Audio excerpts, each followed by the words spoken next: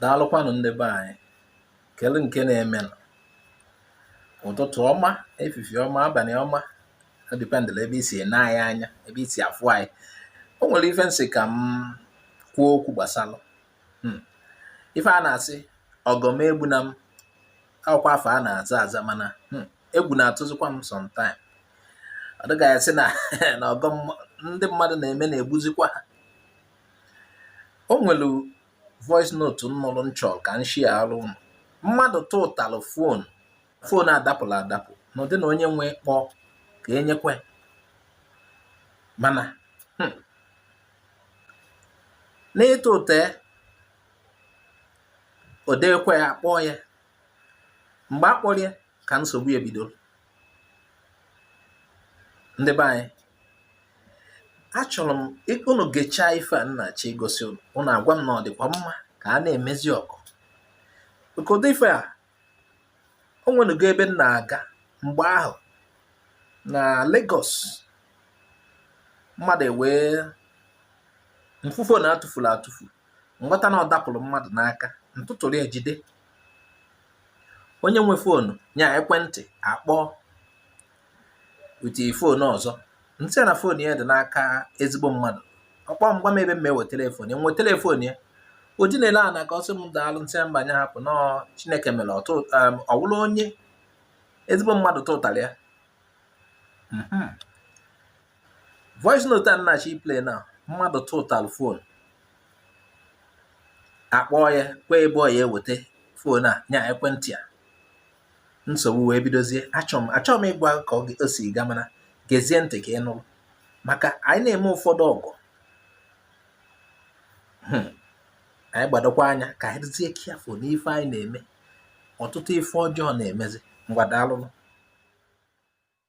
Biko ndị be anyị ekene m na ụmụnne m, biko o nwere ozi nsọ ka mgbasa na mgbede a, biko ọsọ amaghị onye ya wee echi obodo adịghị mma. Biko enweta ozi a izie onye ụmụnne gị, zie ụmụ gị, zie ezinụlọ gị, zie ndị dị gị n'arụ, bikos Naijiria siri ike na ọ bụrụ maka fon.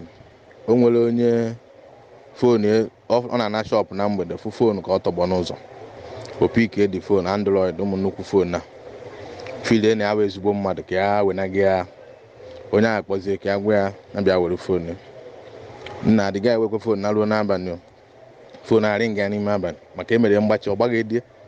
Ụjọ na-atụ ya pik ebe midnight, ọ hapụ ya sị kachifo ụtụtụ nyanwa na-akwado ọrụ, the fonu ring kwe again opik enye. So onye a biko na ya tụtara ebe dị otu a, so na ya sị onye nwenu kpọọ ka ya gwa ya ebe a bịa were the fon.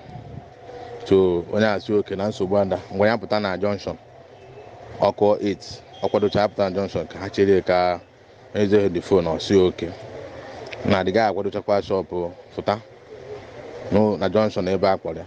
So ka ọ drọpụrụ ha fon. So onye abịakwa ebe ahụ ọgwa akwa ya gwacha ya sị na nne ka ochi jere ya tụtara ya nke dị otu a dị otu a dị otu a.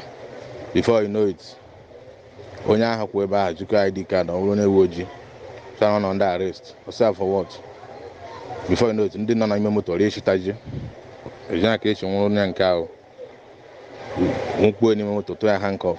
So wụfụtazie fon na picture one guy jikọ asị onye nwe fon, onye divorce mba asa na onye ahụ nwee fon ahụ oji na egburu onye ahụ n'abalị ụnyaahụ were almost 2.something million na akaụntụ onye ahụ. So na a nara ya fon wee zuo onye ohi 2.something million wee gbuo onye ahụ. So onye tụtajiri fon na nọ n'ime kịta aka ji esiriọsịrị ikpe nọ n'elu murder case and robbery. So biko ka anyị dogodo ezigbo mmadụ anyị n'akụkụ gbasara fon kịta. Ịhụgodo fon ọsị ahụ na ịhụrụ ya ebe dị anya ịtụ ụtana sị ahụrụ nke Nokia touch ịtụtụ na mebi ka ime ezigbo mmadụ na-ehu anya bupụ iru hapụ dị fon imetụ ya aka. Bikos onye ndị a amatago expert ewezie fon azụcha ochi aha drọpụ fon oiche ịtụtazie ọ bụrụzie gị onye zuru ochi gbuo mmadụ. So biko ka anyị gwa ezinụlọ anyị ịhụ fon ịtụ ụtana elechikwa ogu nke fon toku mbọ igokwene. So igokwene bikos onye a na-amabeghị na ya pụta n'ije a, bikos ike iwe dị involved buru ibu dead murder case with robbery and onweghị evidence. So n'enu ka ọ nọ na amabeghị ihe ọ na-agabiga.